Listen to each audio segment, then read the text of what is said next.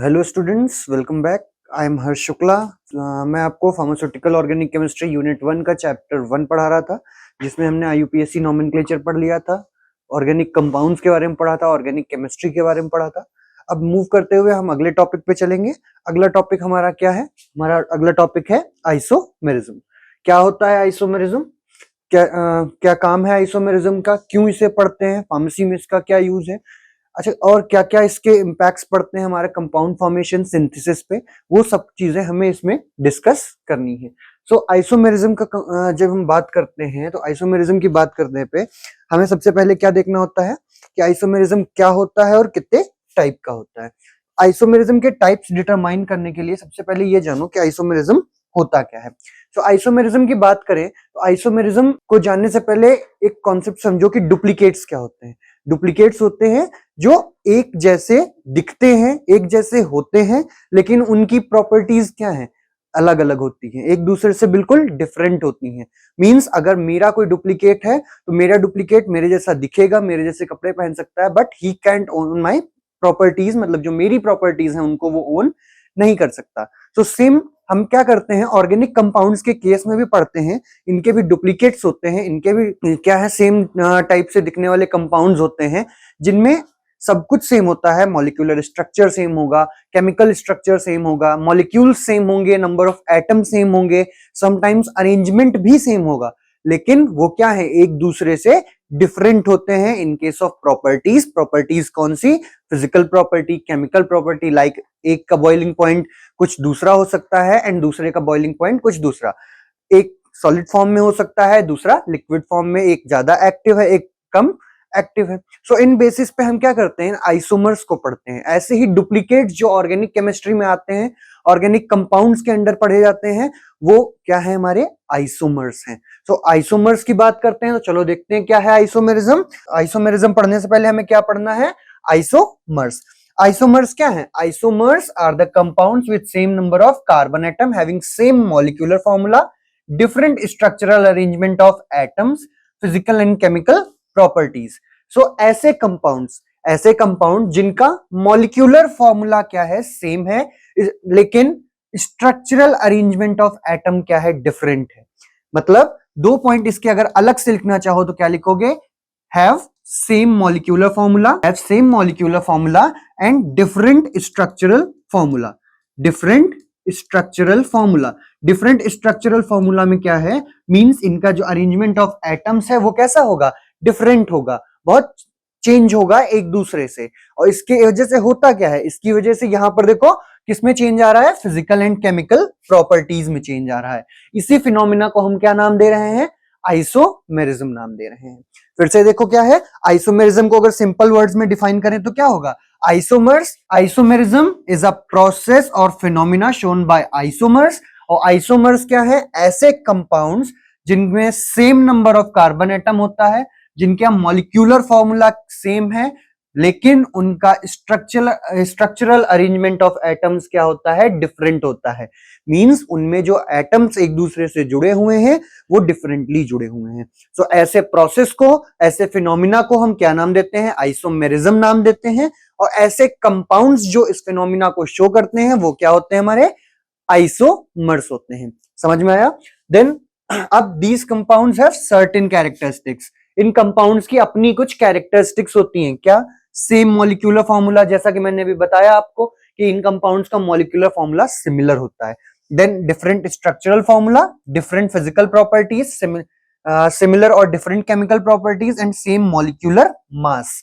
अच्छा, जब number of atom same है, नंबर ऑफ बॉन्डिंग सेम है, sorry number of atom same है, तो क्या होगा? मॉलिक्यूलर मास तो चेंज हो नहीं सकता उसका। क्यों भाई? अगर एक ऑक्सीजन इसमें लगा है और एक ऑक्सीजन दूसरे कंपाउंड में, तो दोनों ऑक्सीजन में क्या है? मॉलिक्यूलर वेट तो सेम ही, मॉलिक्यूलर वेट डिफरेंस तो सेम ही आएगा ना इनके हटने या लगने से। सो मॉलिक्यूलर मास भी क्या होता है? इनका सेम होता है। देन हम क्या करते हैं? इन आइसोमर्स को भी क्लासिफाई करते हैं। क्यों? बिकॉज आइसोमर्स भी एक दूसरे से कई टाइप में डिफरेंस शो करते हैं। कैसे भाई? कोई स्ट्रक्चर में डिफरेंस शो करेगा, कोई अपने इंटरनल कंफर्मेशन में चेंज शो करेगा। तो इन जो ये डिफरेंट डिफरेंट टाइप के चेंजेस हैं, इसी को पढ़ने के लिए, इसी को स्टडी करने के लिए हम क्या करते हैं, अपने आइसोमर्स जो हमारे पास हैं उनको हम डिफरेंट टाइप्स में क्लासिफाई कर देते हैं। तो आइए इसी क्लासिफिकेशन को पढ़ते हैं। तो पहला क्लासिफिकेशन देखिए क्या होता है। पहला क्लासिफिकेशन है हमारा स्ट्रक्चरल आइसोमेरिज्म और कॉन्स्टिट्यूशनल आइसोमेरिज्म का। स्ट्रक्चरल आइसोमेरिज्म में क्या होगा, जो हमारे कंपाउंड्स हैं उनका मॉलिक्यूलर फॉर्मूला सेम होगा, मॉलिक्यूलर मास सेम होगा, डिफरेंट क्या होगा, स्ट्रक्चरल अरेंजमेंट क्या होगा, डिफरेंट स्ट्रक्चरल अरेंजमेंट डिफरेंट होगा। मतलब जो कंपाउंड का स्ट्रक्चर होगा वो क्या होगा, एक दूसरे से डिफरेंट होगा। एक एग्जांपल देखो, यहां पर CH3 CH2 CH2 and then CH3, ये क्या है हमारा, ब्यूटेन। क्या है, ब्यूटेन है। इसी को हम दूसरे तरीके से लिखते हैं, तो CH3 CH CH2 CH3 then यहाँ पे CH3, ये भी क्या है, ब्यूटेन है। लेकिन इसको हम नाम क्या देते हैं, आइसोप्रोपेन। नाम हमने आइसोप्रोपेन दिया, भाई ये ब्यूटेन है, ये आइसोप्रोपेन है। मैंने कहा ये दोनों एक दूसरे के आइसोमर्स हैं, लेकिन अब यहाँ पे क्या हुआ भाई, ये दूसरा एल्केन है, ये दूसरा एल्केन है, कुछ तो डिफरेंस है।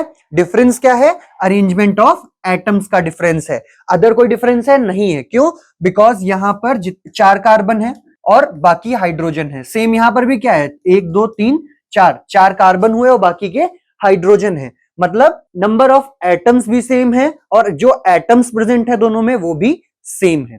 सो यहाँ पे कोई डिफरेंस नहीं है सिवाय स्ट्रक्चर के। तो अंडर स्ट्रक्चरल आइसोमेरिज्म हम क्या पढ़ते हैं, हम पढ़ते हैं difference of structure of compound, जिसके बेसिस पे हम कहते हैं ये एक दूसरे के आइसोमर्स हैं। समझ में आया। देन आगे देखते हैं, आगे इसमें स्ट्रक्चरल आइसोमेरिज्म में भी हमने फर्दर इसको 5 टाइप्स में क्लासिफाई कर दिया है। वो 5 टाइप्स देखो बेटा कौन से हैं। एक है चेन आइसोमेरिज्म, देन दूसरा है पोजीशन, तीसरा है फंक्शनल ग्रुप, चौथा है मेटामेरिज्म, देन टॉटोमेरिज्म। ये पांचों टाइप के जो आइसोमेरिज्म्स हैं, ये किसके बेसिस पे हैं, ये स्ट्रक्चरल बेसिस पे हैं। मतलब यहाँ पर स्ट्रक्चर बेसिस लेके हमने क्या किया है, इनको क्लासिफाई किया है। पांचों में अलग अलग चीजें हैं, इसको हम आगे पढ़ेंगे जैसे जैसे हम आगे टॉपिक बढ़ेंगे।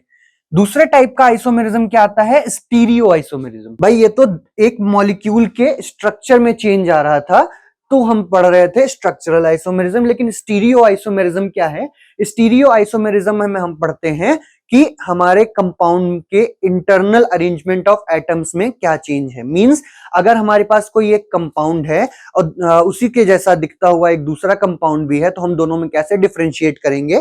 स्टीरियो आइसोमेरिज्म में हम डिफरेंशिएट करेंगे on the basis of arrangement of atoms. Means अगर कोई कंपाउंड है, फॉर एग्जाम्पल ये इसमें OH इधर लगा है और Cl इधर लगा है, ठीक है, तो ये एक नॉर्मल कंपाउंड हो गया। अब मेरे पास एक दूसरा कंपाउंड है जिसमें Cl इधर लगा है एंड OH इधर लगा है, ठीक।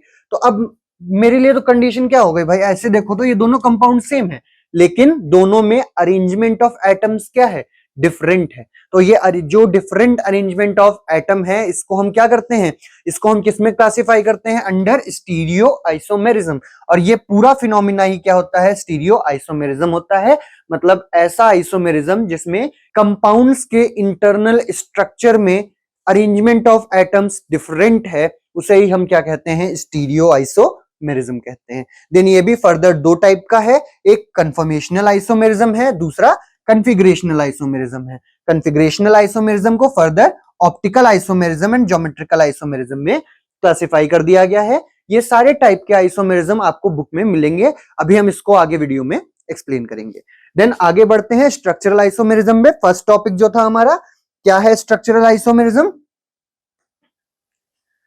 देखो स्ट्रक्चरल आइसोमेरिज्म हमें पढ़ना है। देखिए स्ट्रक्चरल आइसोमेरिज्म क्या होता है, structural isomerism refers to isomerism caused by differences in atom arrangement, that is structural difference. These isomers have same molecular formula but different structural formula. मतलब क्या है, एक ऐसे टाइप का आइसोमेरिज्म जो क्यों हो रहा है, due to difference in atom arrangement. मतलब एटम्स के अरेंजमेंट के डिफरेंस पैटर्न पे जो आइसोमेरिज्म हो रहा है उसे हम क्या कह रहे हैं, स्ट्रक्चरल आइसोमेरिज्म कह रहे हैं, ठीक है। मतलब क्या होता है, इन आइसोमेरिज्म में कौन सा डिफरेंस होगा, इन आइसोमेरिज्म में स्ट्रक्चरल डिफरेंस होगा, हमें स्ट्रक्चर का डिफरेंस देखने को मिलेगा। मतलब एक स्ट्रक्चर अगर मेरे पास ऐसा है, ये कौन सी मोइटी है, साइक्लोब्यूटेन मोइटी है, दूसरा स्ट्रक्चर भी हमें क्या मिलेगा, मान लो इस तरीके का मिल गया। ठीक, दोनों ब्यूटेन्स हैं क्योंकि दोनों में क्या है, कंपाउंड्स सेम लगे हुए हैं लेकिन दोनों डिफरेंट हैं। अब हम देखते हैं स्ट्रक्चरल आइसोमेरिज्म को भी फर्दर मैंने बताया कितने टाइप में डिवाइड किया गया, 5 टाइप में, chain isomerism, position, functional, metamerism and tautomerism. In 5 types में इसको क्लासिफाई किया गया है जिनको आपको ब्रीफली पढ़ना है। आइसोमेरिज्म का जो क्वेश्चन है वो ध्यान से पढ़िएगा, ये क्वेश्चन सब कहीं पूछा जाता है और आगे के लिए भी आपको फायदा करेगा। देन आता है पहला टॉपिक, पहला क्या है इसमें, चेन आइसोमेरिज्म। चेन आइसोमेरिज्म में क्या होता है, चेन आइसोमेरिज्म में आइसोमर्स जो होते हैं सेम होमोलॉगस सीरीज के। अच्छा, होमोलॉगस सीरीज क्या होती है, होमोलॉगस सीरीज एक ऐसी सीरीज है जिसको हम तब डिफाइन करते हैं जब हमारे कंपाउंड्स में, सॉरी हमारे कंपाउंड में क्या है, सारे आइडेंटिकल एटम्स प्रेजेंट हैं। मतलब एक ऐसा कंपाउंड जिसमें सारे आइडेंटिकल एटम्स प्रेजेंट है, जिसमें सारे एक जैसे एटम्स प्रेजेंट है, उसी को हम क्या कह देते हैं, होमोलॉगस सीरीज कह देते हैं। ठीक, तो अब चेन आइसोमेरिज्म किस में हो रहा है, चेन आइसोमेरिज्म हो रहा है in isomers of same homologous series. लेकिन इनमें होता क्या है, different structure of carbon chain. इनमें जो कार्बन चेन का स्ट्रक्चर होता है वो डिफरेंट होता है। सो जब कार्बन चेन का स्ट्रक्चर डिफरेंट होता है तो ये एक अलग टाइप का आइसोमेरिज्म शो करते हैं जिसको हम कहते हैं चेन आइसोमेरिज्म। देखो यहाँ पे फिर से देखो डेफिनेशन क्या है, टॉपिक क्या है, चेन आइसोमेरिज्म। चेन आइसोमेरिज्म को नॉर्मली समझो, चेन में चेंज आ जाना। अब चेन में कैसा चेंज आ जाना भाई, अगर मेरी स्ट्रेट चेन थी तो वो ब्रांच चेन में कन्वर्ट हो गई। ठीक, तो ऐसा जब कन्वर्जन होता है, ऐसा अरेंजमेंट का डिफरेंस आता है, तो वो कौन सा आइसोमेरिज्म है, चेन आइसोमेरिज्म है। ठीक, एग्जांपल्स देखो, जैसे ये एन ब्यूटेन है, एन ब्यूटेन में भी देखो 4 कार्बन, 1 2 3 और 4, 4 कार्बन, इसमें भी 1 2 3 और 4, 4 कार्बन, 3 हाइड्रोजन इसके पास, 2 इसके पास, 2 ये और 3 ये, कितने हुए टोटल 10। तो मतलब हाइड्रोजन कितने हो गए, 10 इसमें फिगर 1 में। दूसरे में देखो क्या है, इसी में कार्बन कितने हैं, 4। अब इस वाले में देखो कार्बन कितने हैं, 4 हैं, हाइड्रोजन कितने हैं, 10 है। तो ये दोनों कंपाउंड्स क्या है, एक दूसरे के आइसोमर्स हैं, बस डिफरेंस क्या है, दोनों में एटम्स का अरेंजमेंट डिफरेंट है।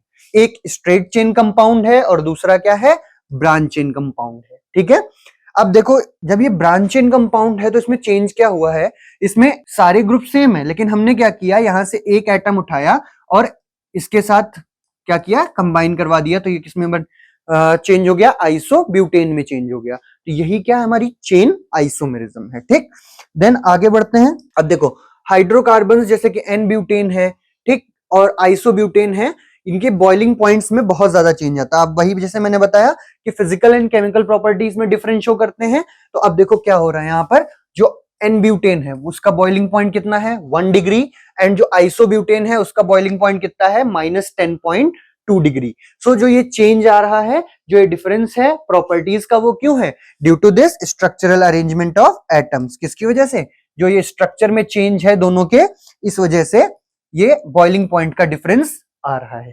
ठीक है, समझ में आया।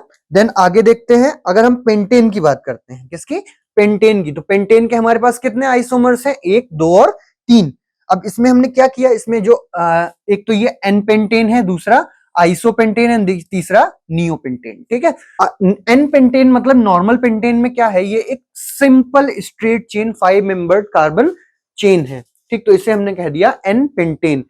Number of carbons 5, number of hydrogen 12। ठीक, C5H12, 5 कार्बन और हाइड्रोजन 12। इसमें भी गिनोगे तो कितने कार्बन आएंगे, 5, और हाइड्रोजन कितने आएंगे, 12।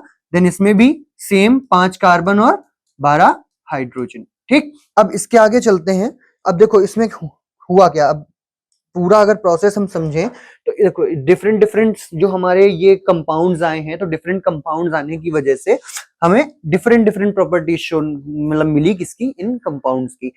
अब हमें डिफरेंशिएट करने में आसानी हो जाएगी इन आइसोमर्स को क्लासिफाई करके कि हमारा कंपाउंड कौन सा है और कौन सी फिजिकल प्रॉपर्टी शो कर रहा है। ठीक, सिमिलरली C6H मतलब हेक्सेन का कंपाउंड है। हेक्सेन कंपाउंड क्या करता है, इसके 5 स्ट्रक्चर्स होते हैं, मतलब ये 5 आइसोमर्स शो करता है। हेप्टेन जो होता है वो 9 शो करता है, और जो हमारा डेकेन है मतलब 10 मेंबर्ड कार्बन चेन है, उसके पास कितने आइसोमर्स हैं, 75 आइसोमर्स हैं। वो 75 आइसोमेरिक स्ट्रक्चर्स में मिलता है हमको। ठीक, तो ये था ऑल अबाउट चेन आइसोमेरिज्म। अब चेन आइसोमेरिज्म के बाद दूसरा हमें क्या पढ़ना है, पोजीशन आइसोमेरिज्म पढ़ना है। पोजीशन आइसोमेरिज्म में क्या है, ये आइसोमेरिज्म क्यों हो रहा है, इसमें जो आइसोमर्स हैं, मतलब इसमें क्या है, position isomerism occurs in isomers of same homologous series that have the identical carbon chain. मतलब इनमें कार्बन चेन सेम होगी, पूरी कार्बन चेन सेम होगी, डिफरेंस क्या आएगा, डिफरेंस आएगा सब्स्टिट्यूएंट का और फंक्शनल ग्रुप्स का, एटम्स का डबल बॉन्ड या ट्रिपल बॉन्ड का।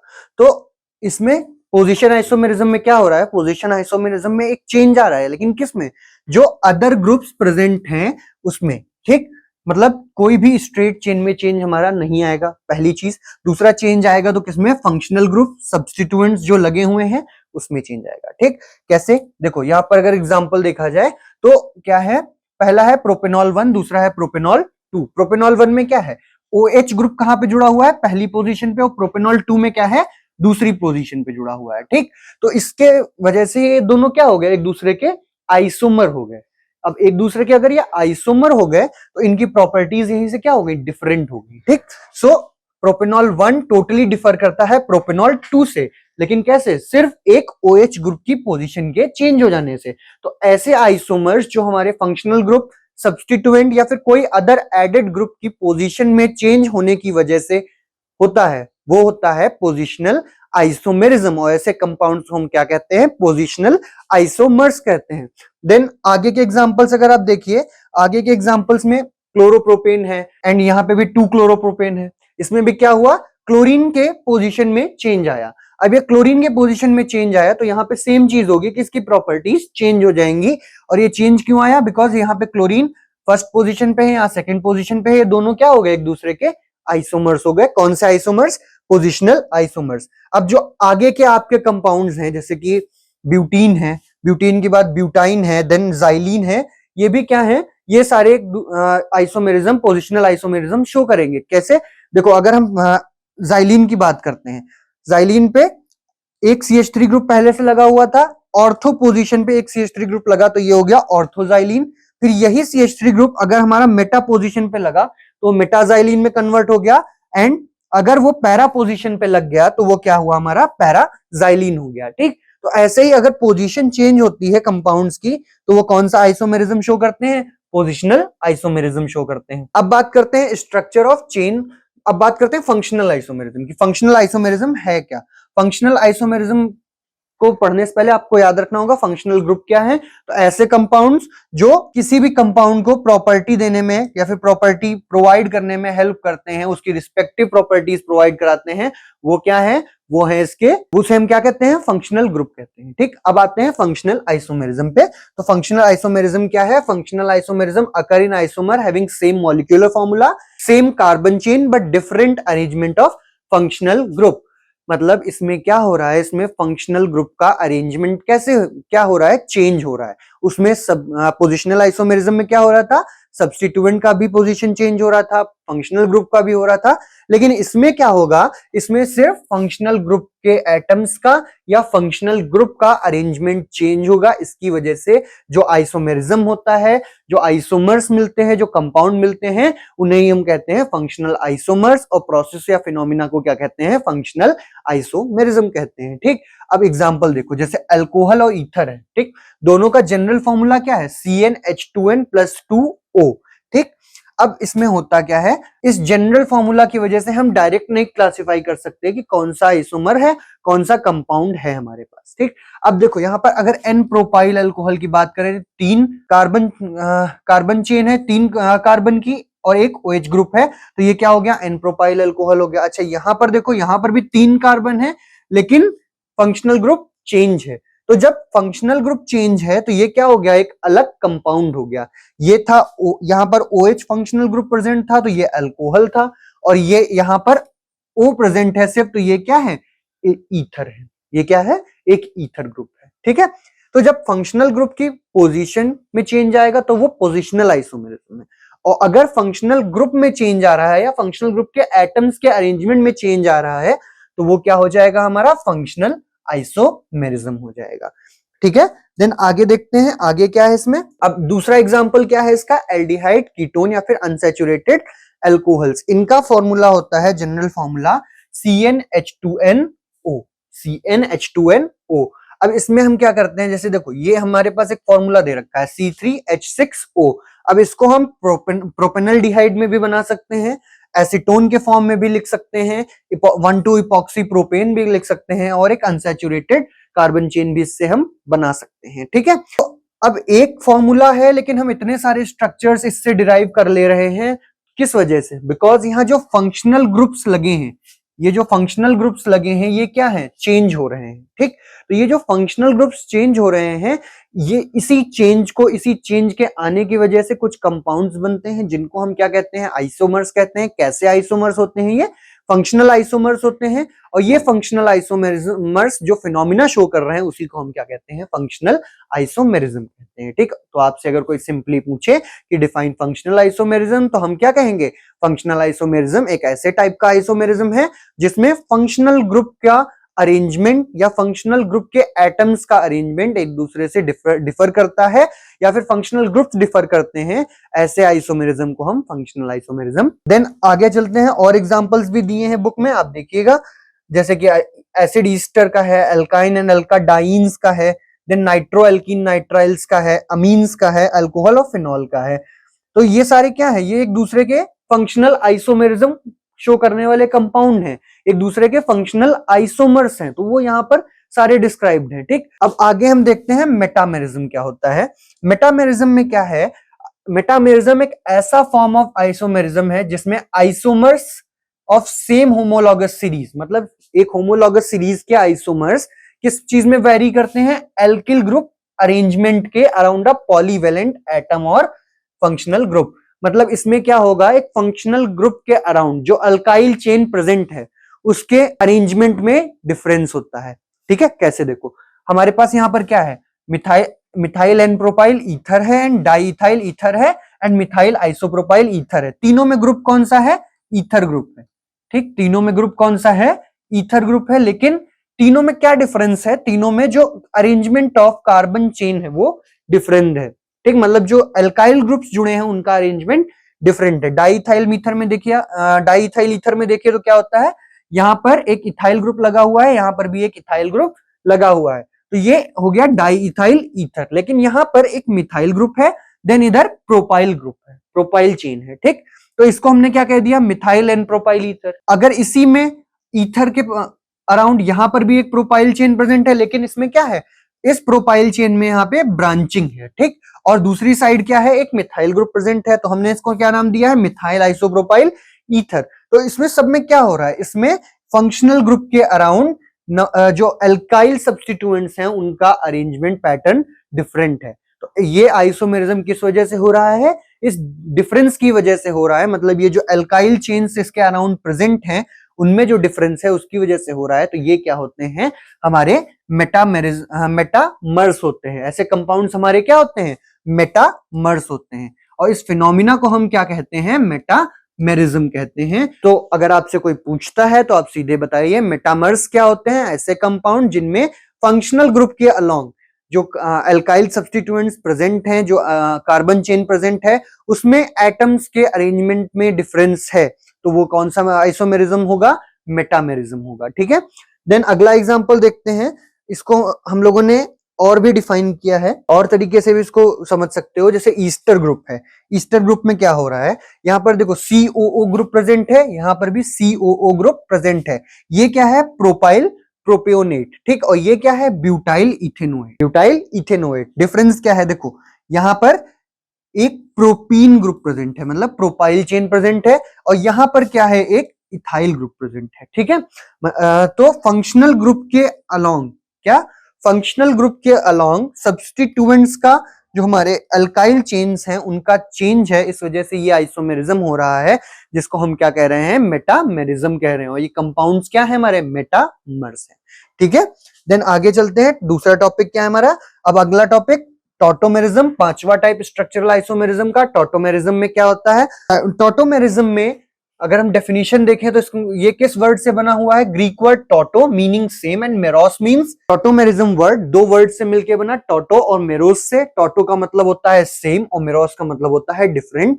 ये एक ही कंपाउंड के अंदर होने वाले एक कंपाउंड के अंदर जो चेंज आता है उसकी वजह से जो एक नया कंपाउंड बनता रहे वही हमारा टोटोमेरिज्म होता है। ठीक है, देखो कैसे। अगर हाइड्रोसाइनिक एसिड की बात करते हैं और आइसोहाइड्रोसाइनिक एसिड की बात करते हैं तो इसमें कार्बन और नाइट्रोजन के बीच में ट्रिपल बॉन्ड है, तो ये क्या हो गया? हाइड्रोसाइनिक एसिड हो गया। अच्छा, यहां पर क्या है? एक डबल बॉन्ड है, ऊपर क्या है? कोऑर्डिनेट बॉन्ड है, इसकी वजह से ये क्या हो गया? आइसोहाइड्रोसाइनिक एसिड हो गया। अच्छा, अब ये है क्या? यहां पर देखो, यहां पर कोई चेंज आया क्या एटम के अरेंजमेंट में? नहीं आया। जब एटम के अरेंजमेंट में कोई चेंज नहीं आया तो आइसोमेरिज्म कैसे हुआ? इंटरनल आइसोमेरिज्म हुआ, कंपाउंड के अंदर ही आइसोमेरिज्म हुआ। मतलब इस कंपाउंड में बॉन्डिंग का जो पैटर्न था वो चेंज हो गया, उसकी वजह से हमें क्या मिला? नया कंपाउंड मिला, और उसी को हमने क्या कहा? टोटोमर कहा। और टोटोमर क्या शो कर रहा है? टोटोमेरिज्म शो कर रहा है। ठीक, इसमें दो फॉर्म होते हैं कंपाउंड के, एक होता है कीटो फॉर्म, दूसरा होता है इनॉल फॉर्म। एक होता है कीटो, दूसरा होता है इनॉल। कीटो फॉर्म में सी डबल बॉन्ड ओ होता है और इनॉल में सी OH ग्रुप होता है जिसमें डबल बॉन्ड एल्किल चेन के साथ में होता है। तो ये कीटो और इनॉल फॉर्म क्या करते हैं? ये एक दूसरे में चेंज होते रहते हैं, इसलिए हम इसको क्या कहते हैं? इस आइसोमेरिज्म को कीटो इनॉल आइसोमेरिज्म भी कहते हैं। क्यों? बिकॉज इसमें जो कीटो फॉर्म और इनॉल फॉर्म होते हैं वो एक दूसरे में कन्वर्ट होते रहते हैं। कीटो का मतलब होता है कीटोन ग्रुप और इनॉल का मतलब होता है एक अल्कोहल ग्रुप।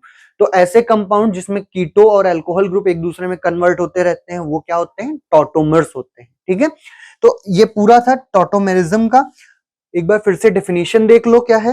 डेफिनेशन है कि ऐसे compound tautomerism exist when a single compound act as two different isomers. मतलब ये टोटोमेरिज्म कब होता है? जब एक सिंगल कंपाउंड, एक कंपाउंड क्या कर रहा है? डिफरेंट डिफरेंट आइसोमर्स बना रहा है, तो वो हो जाएगा हमारा टोटोमेरिज्म। ठीक, ये कब होता है? जब कंपाउंड इंटरकन्वर्टिबल स्ट्रक्चर के फॉर्म में एग्जिस्ट कर सकता है। मतलब ये कंडीशन कब आएगी? जब हमारे कंपाउंड में इंटरकन्वर्टिबल स्ट्रक्चर बनाने की प्रॉपर्टी होगी, तब हमें टोटोमेरिज्म देखने को मिलेगा। अच्छा, इसमें होता क्या है? जो स्ट्रक्चर्स होते हैं वो जनरली किस में डिफर करते हैं? एक एटम के पोजीशन में। मतलब एक ही एटम इधर से उधर होता है, पोजीशन चेंज होती है, आपस में ट्रांसफर होता है, तब ये आइसोमेरिज्म। सो आगे देखते हैं। एग्जांपल्स आपने देख लिए यहाँ पर, ये क्या है? Keto form, enol form, cyanic acid के देख लिए। देन आगे बढ़ते हैं और इसको देखते हैं कौन से दो टाइप्स के और होते हैं टोटोमेरिज्म। जो और दो टाइप्स का आइसोमेरिज्म है कि टोटोमेरिज्म में, वो है dyad system isomerism and triad system. Dyad system में क्या होता है? अगर जो प्रोटॉन है, मतलब प्रोटॉन का जो पोजीशन है वो पोजीशन 1 से पोजीशन 2 में चेंज हो जाता है, तो वो डायड होता है। क्या होता है? डायड होता है। क्या हो रहा है? देखो यहाँ पे, ये हाइड्रोसाइनिक एसिड है, ये आइसोहाइड्रोसाइनिक एसिड है। यहाँ पर पहले जो प्रोटॉन था वो कहां था? फर्स्ट पोजीशन पे प्रेजेंट था, लेकिन इसमें क्या हुआ? प्रोटॉन सेकंड पोजीशन पे चला गया। कैसे? यहां पर हमने नंबरिंग की तो कार्बन पे पहली नंबरिंग गई, तो लोवेस्ट नंबर यहां पर है, हाइड्रोजन इससे अटैच है, मतलब प्रोटॉन यहां है। तो ये कौन सी पोजीशन पे है प्रोटॉन? यहाँ पे फर्स्ट पोजीशन पे, और यहाँ पर किस पोजीशन पे है? सेकंड पोजीशन पे है। तो जब दोनों जगह पे पोजीशन चेंज है तो इसमें मतलब एक नया टाइप का आइसोमेरिज्म ये है जिसको हम टोटोमेरिज्म कहते हैं। ठीक, मतलब एक आइसोमेरिज्म है जिसको हम टोटोमेरिज्म नाम देते हैं। उसके अंडर अगर हमसे पूछे तो कौन से सिस्टम के अंडर है? यह है डायड सिस्टम के अंदर। किसके अंदर है? डायड सिस्टम के अंदर। देन ट्राइड सिस्टम में आते हैं। अगर यहां पर हाइड्रोजन का मूवमेंट फर्स्ट पोजीशन से थर्ड पोजीशन पे हो जाता है तो ये कौन सा होता है? ट्राइड सिस्टम होता है। इस एग्जांपल में देखिए, यहाँ पे कीटो ग्रुप है, दोनों में कीटो और इनॉल सिस्टम है। यहाँ पे 1, 2 एंड 3 तीसरे पोजीशन पे था, यहाँ पे हाइड्रोजन इसके पास है। ठीक, और इसके पास हाइड्रोजन नहीं है। अब इनॉल फॉर्म में क्या हुआ? यहां से एक हाइड्रोजन इसके पास चला गया।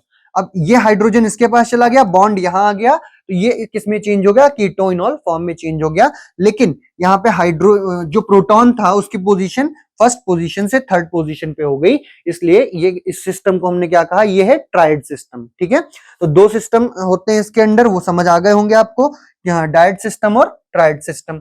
अब आते हैं स्टीरियो आइसोमेरिज्म पे। क्या होता है स्टीरियो आइसोमेरिज्म?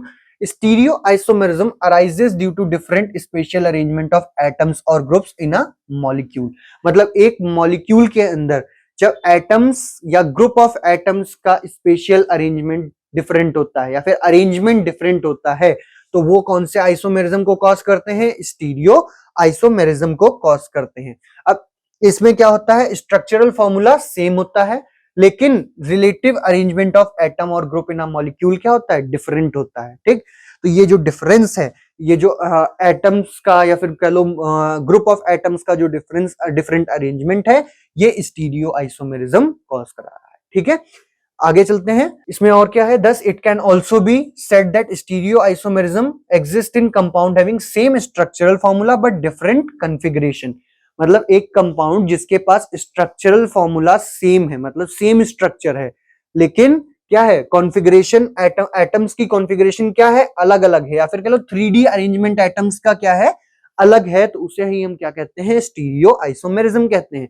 इसको हमने 3 पार्ट में डिवाइड किया है, geometric isomerism, optical isomerism and conformational isomerism. ठीक है, तो ये आपका क्या है, स्टीरियो आइसोमेरिज्म का इंट्रो है। क्या हो रहा है इसमें 3D arrangement of atom different है, किससे?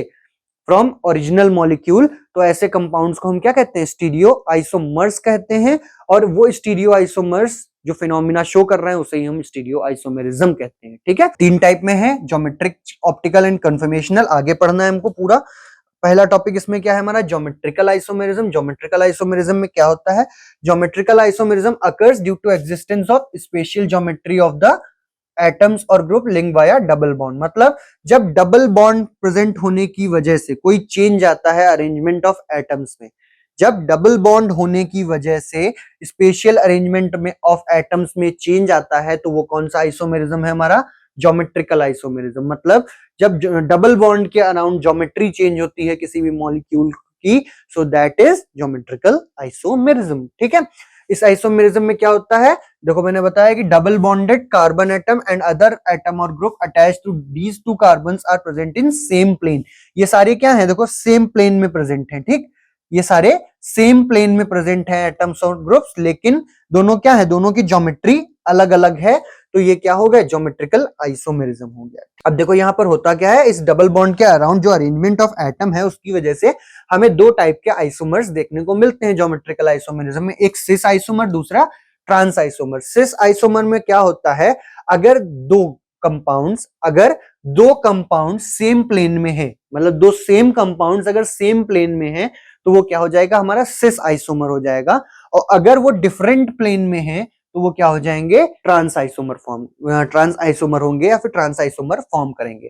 तो ज्योमेट्रिकल आइसोमेरिज्म के अंदर भी हमें 2 टाइप के आइसोमेरिज्म शो होते हैं। कौन सा? एक सिस, दूसरा ट्रांस। सिस में क्या होता है? ऐसे सिस में के लिए कंडीशन क्या है? सिस में जो सेम मॉलिक्यूल्स होंगे, मतलब जो ग्रुप्स होंगे, वो अगर सेम प्लेन में प्रेजेंट हैं तो वो सिस आइसोमेरिज्म शो करेंगे, और अगर वो डिफरेंट है तो वो ट्रांसफॉर्म शो करेंगे। ठीक है, देन वही चीज लिखी है, compound is of cis configuration if 2 methyl groups lie on the same side of molecule. अगर सेम साइड ऑफ मॉलिक्यूल पे 2 मिथाइल ग्रुप प्रेजेंट हैं, इस एग्जांपल के हिसाब से वो क्या है? सिस कॉन्फ़िगरेशन है। अगर अलग अलग साइड में प्रेजेंट है तो वो क्या है? Trans configuration. और एग्जांपल्स हैं इसमें, जैसे कि सिस है, सिस एंड ट्रांस डाइक्लोरोइथेन। इसमें भी देखिए क्या है, इस साइड में 2 क्लोरीन के मॉलिक्यूल और यहाँ पर अलग अलग साइड में है, तो जिसमें सेम साइड पे प्रेजेंट है उसको हमने क्या नाम दिया? सिस नाम दिया, और जिधर अलग है उसको हमने क्या नाम दिया? ट्रांस नाम दिया। ठीक है, फिर इसमें देखो ये क्या है? पेंटीन का, पेंट टू इन का स्ट्रक्चर है। यहाँ पर जो ग्रुप्स हैं वो क्या है? अलग अलग अरेंजमेंट है। ठीक, तो अलग अलग अरेंजमेंट होने की वजह से यहाँ पर क्या हो रहा है? एक नए टाइप, मतलब एक जो हमने बताया क्लासिफिकेशन की, अगर सेम साइड में है ग्रुप्स तो सिस, और अगर नहीं है तो ट्रांस। ठीक है, देन आगे बढ़ते हैं। ज्योमेट्रिकल आइसोमेरिज्म किस फॉर्म में एग्जिस्ट कर रहा था? 2 फॉर्म में, एक सिस और ट्रांस, वो मैंने आपको बता दिया। फिर केमिकल रिएक्टिविटी ज्योमेट्रिक आइसोमर्स की किससे इन्फ्लुएंस होती है? कि डबल बॉन्ड के अराउंड कितना रोटेशन हो रहा है। ठीक, the chemical reactivity of some geometric isomers is influenced by restricted rotation about a carbon carbon double bond. मतलब जो ये डबल बॉन्ड है इसकी वजह से, या फिर ये जो डबल बॉन्ड्स प्रेजेंट है इसकी वजह से क्या होता है? जो ज्योमेट्रिक आइसोमर्स की रिएक्टिविटी होती है वो भी इन्फ्लुएंस रहती है। ठीक है, अब एग्जांपल देखो कि सिस आइसोमर किसका? ब्यूटीन डाइओइक एसिड का या फिर मलेइक एसिड का। जो मलेइक एसिड का सिस आइसोमर है वो कितना, जब उसको 140 डिग्री पे हीट करते हैं तो मलेइक एनहाइड्राइड मिलता है। ठीक है, क्या मिलता है? मलेइक एनहाइड्राइड मिलता है और इसमें से वाटर का लॉस होता है। ठीक, देन आगे देखो यहाँ पर क्या है, जब ट्रांस आइसोमर को हीट किया गया तो ये 290 डिग्री पे मतलब 290 डिग्री पे क्या होगा, हीट होगा और आइसोमराइज हो जाएगा सिस फॉर्म में, जो कि फर्दर एनहाइड्राइड में चेंज होगा और वाटर को लूज करेगा। तो ज्योमेट्रिकल आइसोमर्स की रिएक्टिविटी भी क्या है, वो डिपेंड कर किसके ऊपर कर रही है, इसका जो डबल बॉन्ड है उसके रोटेशन के अलोंग डिपेंड कर रही है। ठीक है, अब इसमें दो कन्फर्मेशंस और हैं, एक है ई कन्फर्मेशन और दूसरा है जेड कन्फर्मेशन। अब ज्योमेट्रिक आइसोमर्स को हम सिस एंड ट्रांसिस सारे ज्योमेट्रिकल आइसोमर्स को डिजिग्नेट नहीं कर सकते। अगर 4 सब्स्टिट्यूएंट्स अटैच हैं तो हम क्या करेंगे, मतलब डबल बॉन्ड के अलोंग 4 सब्स्टिट्यूएंट प्रेजेंट है तो उनको हम क्या करते हैं, ई एंड जेड नोटेशन से डिनोट करते हैं। ठीक, अच्छा ये ई एंड जेड नोटेशन किसने दिया था हमें? ये कैन इनगोल्ड प्रीलॉग ने दिया था। ये आप आगे सेमेस्टर्स में इनका पूरा डिटेल पढ़ेंगे कि ये रूल्स क्या है और कैसे हम E and Z notation provide कराते हैं। ये आपका 3rd सेम में टॉपिक है। देन हम देखते हैं क्या है इसमें, अगर as per rules the sequence the substituents arranged in decreasing order of atomic number of atoms bonded to carbon and are assigned as priority 1 and 2। मतलब हम इसमें क्या कर रहे हैं, ई एंड जेड कॉन्फ़िगरेशन में, अगर हम सबसे पहले इसमें जो सब्स्टिट्यूएंट्स हैं, ठीक, इनमें एटॉमिक वेट के हिसाब से, एटॉमिक नंबर के हिसाब से, सॉरी एटॉमिक नंबर के हिसाब से हम क्या करेंगे, प्रायोरिटाइज करेंगे। जिसका एटॉमिक नंबर ज्यादा उसका प्रायोरिटी फर्स्ट, जिसका कम उसका प्रायोरिटी सेकंड। तो अब जब प्रायोरिटी के बेसिस पे कर रहे हैं तो यहाँ पे क्या होगा, जब एटम्स मतलब जो सेम प्रायोरिटी के एटम्स जब सेम साइड में प्रेजेंट होंगे तो वो हमारा कौन सा कॉन्फ़िगरेशन है, ई कॉन्फ़िगरेशन है। और अगर डिफरेंट साइड में प्रेजेंट होंगे तो वो क्या है, हमारा Z कॉन्फ़िगरेशन है। ठीक है, तो ये नोटेशंस हम क्यों देते हैं, ये नोटेशन देते हैं जब मोर देन 1 ग्रुप प्रेजेंट होता है किसमें, कंपाउंड्स में। ठीक है, देन दूसरे टाइप का आता है ऑप्टिकल आइसोमेरिज्म। ऑप्टिकल आइसोमेरिज्म क्या होता है? Optical isomerism is a type of configurational isomerism in which isomers show different behaviour towards the plane polarized light. Plane polarized light आप लोग जानते हैं, अगर तो ठीक है, नहीं जानते तो देखिए प्लेन पोलराइज्ड लाइट क्या होती है। अगर एक नॉर्मल लाइट की बात करें तो उसके डायरेक्शन वेक्टर्स हर डायरेक्शन में मूव कर रहे होते हैं। मतलब अगर ये एक लाइट रे है और इसके डायरेक्शन वेक्टर्स की बात करें तो वो हर डायरेक्शन में मूव करते हैं। ये एक नॉर्मल लाइट है, ठीक है, या फिर कह लो ये हर एक डायरेक्शन में मूव करती है, तो ये नॉर्मल लाइट कही जाती है। ठीक है, वहीं पे प्लेन पोलराइज्ड लाइट क्या होती है, जब हम इसको एक प्रिज्म से पास करते हैं, एक निकोल प्रिज्म से पास करते हैं, तो ये प्रिज्म क्या करता है, इसके डायरेक्शन वेक्टर्स को एक स्ट्रेट लाइन में कन्वर्ट कर देता है और यही जो लाइट वापस आ रही है हमारी किससे, निकोल प्रिज्म से निकल के, और जिसके डायरेक्शन एक है, ठीक, वो क्या हो जाता है, हमारा प्लेन पोलराइज लाइट हो जाती है। ठीक है, मतलब इसके डायरेक्शन वेक्टर्स क्या होते हैं, एक ही डायरेक्शन में होते हैं। ठीक है, देन ये होता क्या है, इसका इफेक्ट क्या पड़ता है। प्लेन पोलराइज लाइट तो हमने पढ़ ली, इसका इफेक्ट क्या पड़ रहा है हमारे आइसोमेरिज्म पे। देखो, जब प्लेन पोलराइज लाइट किसी सॉल्यूशन ऑफ ऑर्गेनिक कंपाउंड से पास कराई जाती है, मतलब देखो क्या लिखा है, when plane polarized light passes through solution of some organic compounds then the plane of polarization changes or rotates through a certain angle. मतलब जो प्लेन ऑफ पोलराइजेशन है कंपाउंड्स का वो चेंज होता है कब, जब हम उसमें प्लेन पोलराइज लाइट पास करते हैं। ठीक है, प्लेन पोलराइज लाइट को उसके ऊपर फॉल कराते हैं। ठीक है, तो ऐसे कंपाउंड्स जो प्लेन पोलराइज लाइट को रोटेट करा देते हैं, ठीक है, जो प्लेन पोलराइज लाइट को रोटेट करा देते हैं वो क्या होते हैं, ऑप्टिकली एक्टिव कंपाउंड्स होते हैं। ठीक है, ऑप्टिकली एक्टिव कंपाउंड्स होते हैं, और जो नहीं करा पाते वो क्या होते हैं, ऑप्टिकली इनएक्टिव कंपाउंड्स होते हैं। अब इसमें भी दो टाइप के कंपाउंड्स हमको मिलते हैं। एक कंपाउंड वो जो प्लेन ऑफ पोलराइज लाइट को क्लॉकवाइज डायरेक्शन में, मतलब क्लॉक अगर इधर का ये नॉर्मल लेते हैं तो ये क्लॉकवाइज होता है और ये एंटी क्लॉकवाइज होता है। तो ऐसे कंपाउंड्स जो प्लेन ऑफ पोलराइज लाइट को क्लॉकवाइज डायरेक्शन में रोटेट करा देते हैं वो क्या होते हैं, डेक्स्ट्रो रोटेटरी होते हैं। क्या होते हैं, डेक्स्ट्रो रोटेटरी होते हैं। वहीं पे जो एंटी क्लॉकवाइज डायरेक्शन में इसको रोटेट करा दें वो क्या होते हैं, वो लीवो रोटेटरी होते हैं। ठीक है, दूसरे तरीके से समझो, जो प्लेन ऑफ पोलराइज लाइट को टुवर्ड राइट डायरेक्शन में क्या करते हैं, रोटेट कराते हैं, वो क्या है हमारे डेक्स्ट्रो रोटेटरी, और जो लेफ्ट डायरेक्शन में रोटेट कराते हैं वो क्या है, लीवो रोटेटरी। ठीक, अब इसके बेसिस पे हम इनको सिंबल्स भी देते हैं, जो डेक्स्ट्रो है उसको हम प्लस देते हैं और जो लीवो है उसे हम माइनस देते हैं। ठीक है, अच्छा पोलैरीमीटर क्या होता है? पोलैरीमीटर एक इंस्ट्रूमेंट जो कि ऑप्टिकल आइसोमेरिज्म को, ऑप्टिकल रोटेशन को मेजर करने में हेल्प करता है, उसी को हम क्या कहते हैं? पोलैरीमीटर कहते हैं। ठीक है, देन ऑप्टिकल एक्टिविटी, जो ऑप्टिकल आइसोमेरिज्म आ रहा है या फिर जो ऑप्टिकल प्लेन चेंज कर रहा है, जो प्लेन ऑफ पोलराइज्ड लाइट का प्लेन चेंज हो रहा है, वो क्यों हो रहा है? वो हो रहा है ड्यू टू कायरलिटी। किसकी वजह से हो रहा है? कायरलिटी की वजह से। कायरलिटी क्या होती है? अब देखो, जब मॉलिक्यूलर स्ट्रक्चर्स की स्टडी करते हैं ऑप्टिकली एक्टिव कंपाउंड की, तो ये देखा गया कि कंपाउंड जो कायरल मॉलिक्यूल्स के बने हुए हैं, किसके? कायरल मॉलिक्यूल्स, मतलब ऐसे मॉलिक्यूल्स जिसमें सब कुछ सेम है, हाइड्रोजन, मतलब जो भी एटम्स प्रेजेंट हैं वो सारे सेम हैं, लेकिन ये दोनों क्या है? एक दूसरे की मिरर इमेज है और एक दूसरे के ऊपर सुपर इंपोज नहीं किए जा सकते। तो जब सुपर इंपोज नहीं किए जा सकते, ऐसे कंपाउंड्स को हमने क्या नाम दिया? उनको हमने नाम दिया कायरल मॉलिक्यूल, और इसी फिनोमिना को हमने क्या कहा? कायरलिटी कहा। ठीक है, तो कायरलिटी क्या है? Chirality is the property by in which compounds are mirror images of each other, मतलब एक दूसरे की मिरर इमेज है, लेकिन क्या कर रहे हैं? दोनों कंपाउंड एक दूसरे को सुपर इंपोज नहीं कर सकते। सुपर इंपोज का मतलब क्या है? मेरे दो हाथ है, दोनों में 5 उंगलियां हैं, लेकिन क्या है? दोनों एक दूसरे की मिरर इमेज भी हैं, लेकिन अगर मैं इनको सेम उसमें सुपर इंपोज करना चाहूं तो क्या ये हो रहे हैं?